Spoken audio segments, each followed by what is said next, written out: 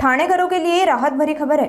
ठाणे से नासिक की ओर जाने वाला साकेत फ्लाईओवर अब यातायात के लिए शुरू कर दिया गया है। करीब 200 मीटर लंबे इस पुल का काम पूरा होने के बाद आज से वाहनों की आवाजाही शुरू हो गई है। इससे ठाणे मुंबई और ठाणे भिवंडी मार्ग पर लगने वाले भीषण ट्रैफिक जाम से काफी हद तक राहत मिलने की उम्मीद है।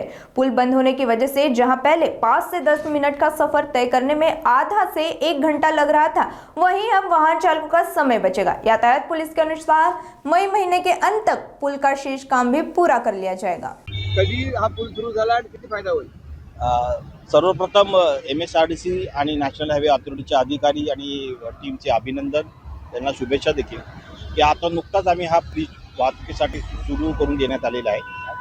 आता वाहनांची रेलचल पण वाढलेली आहे, वाहनं देखील मोठ्या प्रमाणामध्ये नाशिकच्या दिशेने जोरात जात आहेत। कॉन्क्रीटचा ब्रिज आहे, मोठा आहे, त्यामुळे पूर्वी जो वाहन चालकांना त्रास व्हायचा, स्लो जायचे, आता त्याच्यामध्ये थोडासा फरक पडून गती वाढून जाईल। बराचसा परिणाम जो पावसाळ्यामधला आमचा त्रास होता, या वाहन चालकांचा जो त्रास होता, तो देखील दूर होणार। आता वॅकेशन येते, 10वी 12वीचे परीक्षा चालू आहेत, त्यामुळे वाहन चालकांना देखील मोठ्या प्रमाणात दिलासा मिळेल। थँक्यू।